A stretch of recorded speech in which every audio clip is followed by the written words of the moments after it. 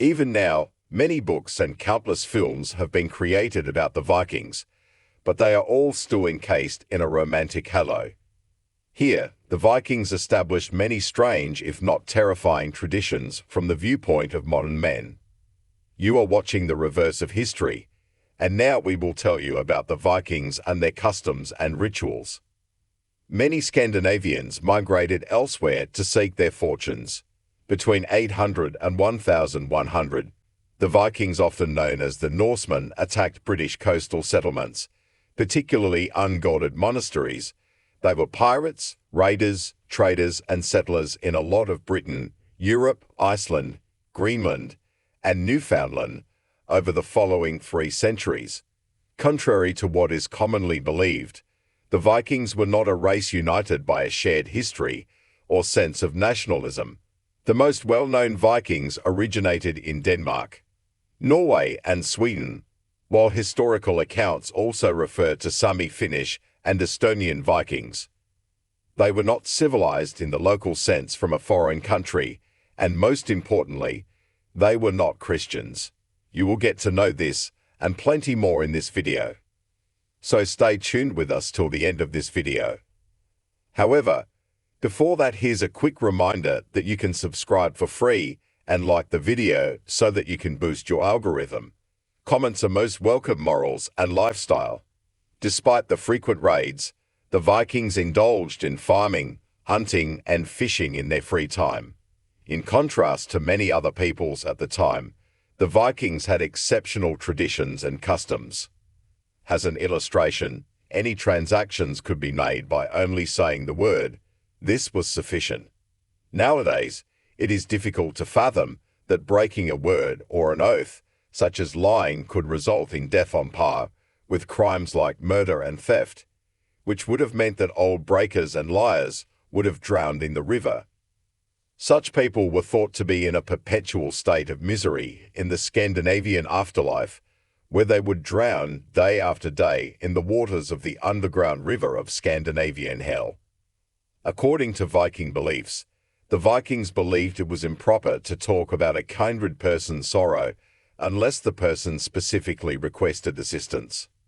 Angry people were generally not worthy of a Viking, and Vikings never got into arguments with them. A stranger must also never be made fun of, since according to the Scandinavians, mocking was always followed by a troll who would rip out the target's tongue.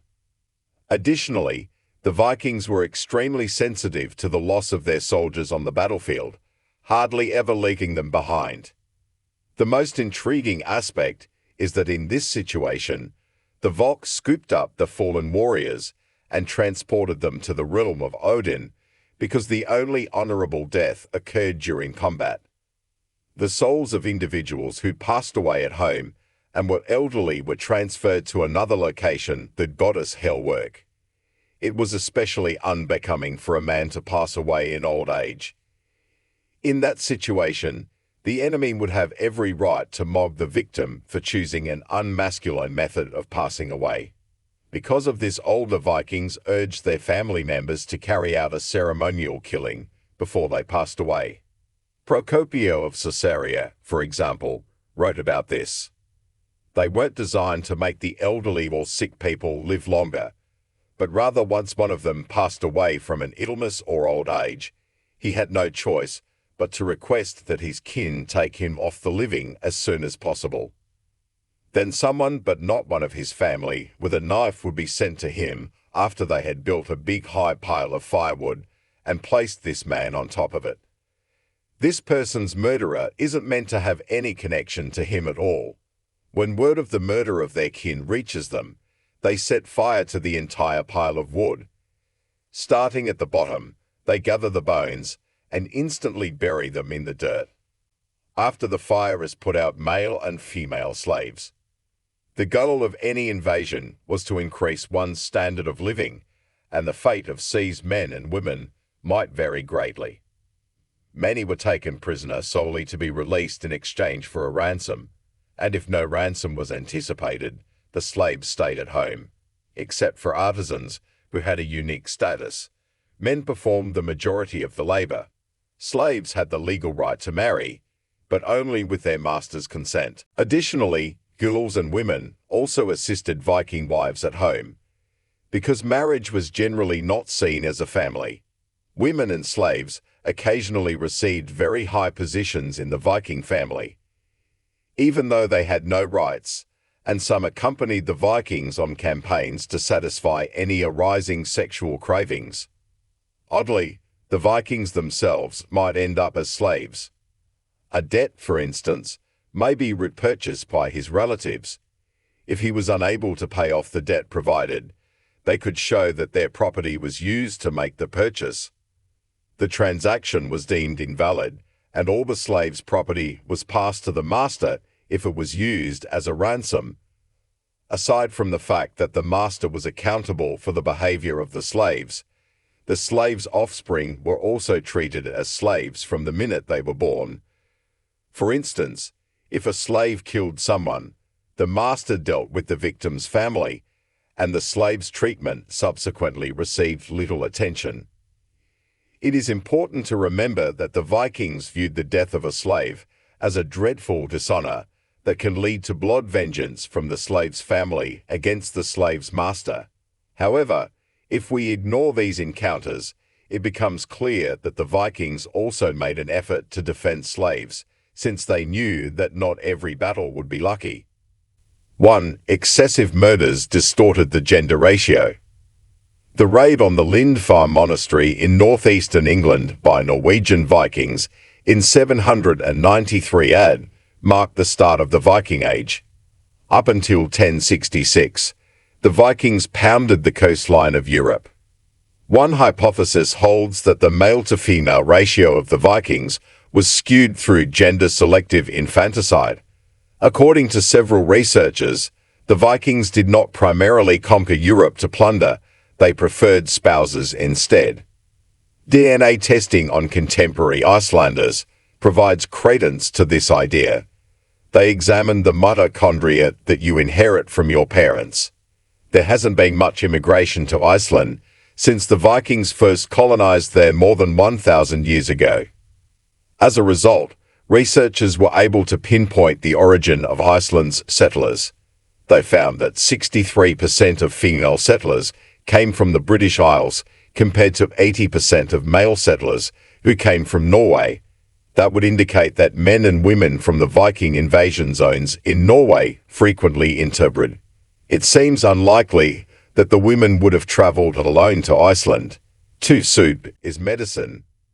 Viking women became knowledgeable about war wounds as a result of the gory and brutal fighting that was a part of their daily lives. Particularly, Viking women had a system for judging the seriousness of a knife or slash wound. The wounded warrior would make a stew of onions, leeks, and herbs. After eating it, the women would smell the wound. They thought the wound was too severe to be healed. When they smelled the stew, the women refused to help the dying warrior be healed, since they knew that they were going to die. Only the warriors, who could benefit from their treatment, would receive their time and attention. 3. Home gangs. The laws of the Vikings were very different from ours. It was forbidden to insult someone of high standing, yet it was occasionally acceptable to murder them. In a murder case, the killer might be killed by the family of the victim. Tribal wars broke out frequently as a result of this. Another technique for resolving disputes was home gangs. The criminal organization known as the Home Gang was not founded by the actor Ian Holm. These fights sometimes resulted in fatalities. Someone who had been wronged by someone else challenged them to a duel. The battle had to be fought within a week of the challenge, though a stand-in challenge might be used if required. Before the fight started, the challenger would read the regulations, which varied depending on the location. The regulations specified who might initiate the first strike, how many shields were permitted, which weapon could be used, how the winner would be decided, and what the winner would receive. In certain cases, the home gang could only be defeated by the death of one of the adversaries. If the challenged person did not show up for the duel, they were deemed guilty, Any member of society might theoretically justify murdering the accused if the offense was serious enough as a result. If the clan chief skipped the duel, a slave may lawfully kill him. 4. Bloodsports. After being roughed up by another youngster. During a game, a 6-year-old boy smashed an axe into his skull. If disputes weren't resolved on the pitch, they might turn into protracted blood feuds due to the level of violence present in the games. One warrior who is still capable of engaging in combat was compelled to watch from the sidelines. 5. Pagan sacrifices. Observing a blot on the winter solstice. The Arab adventurer, Al-Tati, described how they hold a festival at which everyone assembles to worship the deity and to eat and drink on the winter solstice, spring equinox, summer solstice, and autumn equinox. This rite took place 4 times a year. At the farm's entrance, a sacrificed animal is set on stakes, and the person who killed it is in charge of removing the head. He must perform this for the benefit of his god, and so that everyone may see his sacrifice, while some gods only require material goods or money as tributes. Others, most notably Odin, Lord of Valhalla, frequently required a living sacrifice in keeping with his status among the gods. At one holder contraction of Odin's Holt, which means Odin's Wood, there is substantial archaeological evidence that both animals and humans were hanged and bloodied for ritual sacrifice. The saga of Harald Fairhair's son Hawk and the Good goes into considerable detail about a massive plot sacrifice at a nearby temple. Several animals, mostly horses, would be sacrificed, and their blood would be splattered on the spectators and the walls of the temple. The flesh was sacrificed, consecrated, and then devoured with gusto, while numerous toasts of the gods, starting with Odin, were made as sacred tree in Uppsala.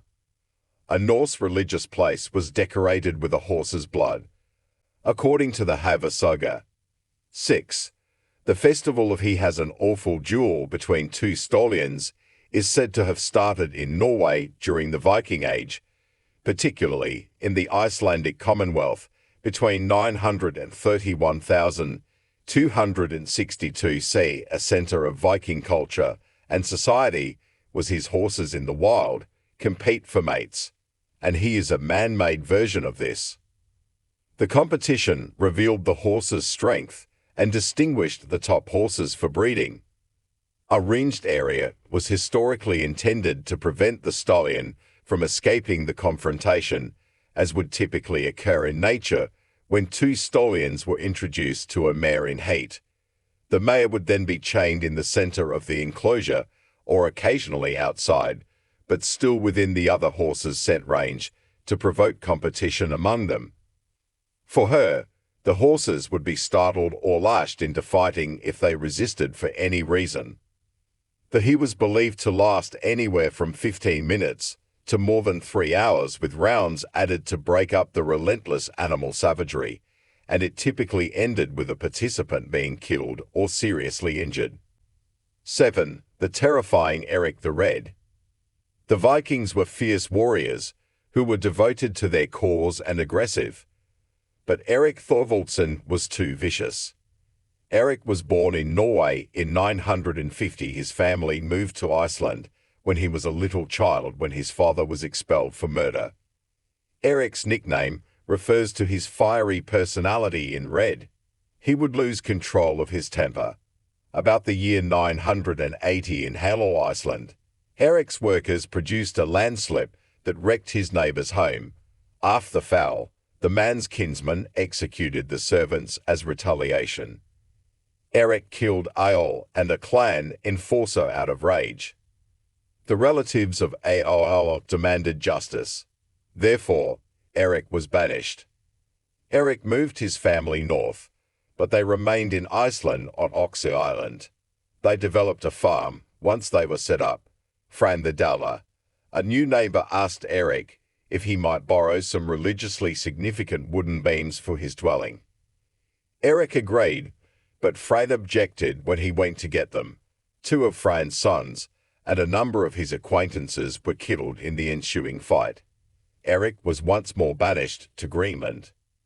The earliest settlers were Eric and his family. After his exile was over, he went back to Iceland and persuaded others to travel to Greenland.